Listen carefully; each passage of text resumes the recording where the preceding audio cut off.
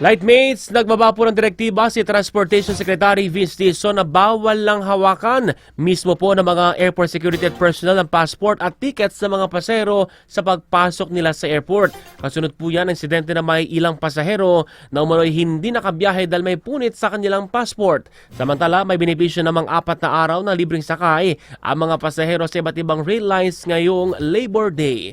Narito po ang aking report. So sa ngayon, wala nang mag-check pagpapasok ng NAIA at ibang airport ng mga passport at ng mga ticket. Yan ang sitwasyon ngayon sa iba't ibang paliparan sa bansa matapos ipag-utos ni Transportation Secretary Vince Dizon sa mga airport security at personnel na bawal lang hawakan ang passport ng mga biyahero na papuntang ibang bansa. Kasunod ito ng social media post ng isang pamilyang hindi natuloy ang bakasyon papuntang Bali, Indonesia noong April 15 dahil may punit sa passport ng senior citizen na ama. Hindi pa nagpapaunlak ng interview ang pasahero sa news team pero sinabi ni Secretary Dizon na mas mainam na hindi sila pinatuloy makaalis ng local airline dahil haharangin din sila ng immigration pagdating ng Indonesia. Na nagsabi talaga ang Bali, ang Denpasar Airport na hindi siya papapasukin at kailangan siyang i-deport.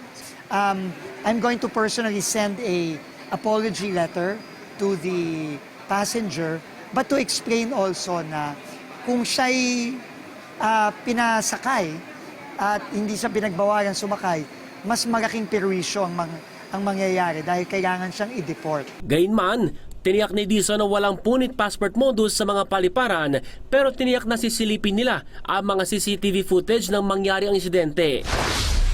Samantala, umarangkada ng 4-day libreng sakay sa iba't ibang rail lines kabilang ang MRT3, LRT Lines 1 at 2 simula Miyerkules na umaga April 30 hanggang May 3. Ayon sa Transportation Department, pagkilala ito ng pamahalaan sa sakripisyo at ambag ng mga magagawang Pilipino ngayong Labor Day. 800,000 kada araw ang inaasahang makikinabang ng libreng sakay sa magkakaibang linya ng tren kahit aabutin hanggang 3.5 milyong pasahero ang makikinabang dito. Kabilang ang teacher na si Micaela na halos 100 pesos na ang natipid sa ilang biyahe ngayong araw na naglakad ng mga papeles. Siyempre, hindi ko na kailangan pang mabawasan yung laman ng fare ko sa beep card ko.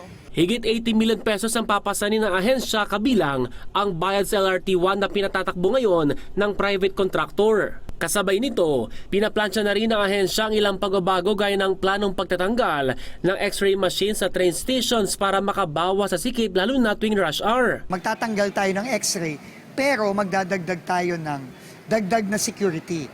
Yung K9 sniffing dogs na in-inspect ko yung Coast Guard natin, meron ng weekend, in-inspect ko yung facility. Meron tayong more than 600 dogs doon na ready na for deployment. At magdadagdag tayo ng mga high-tech na CCTV cameras. No? Target na isagawa ang pilot implementation sa MRT3 Top Station, Cubao o Trinoma stations na dagsa ang mga commuter. Muling tiniyak ni Dizon na patuloy ang ahensya sa pagbalangkas ng mga polisiya at programa para mapaluwag ang travel experience ng publiko. Ace Cruz, Newslight.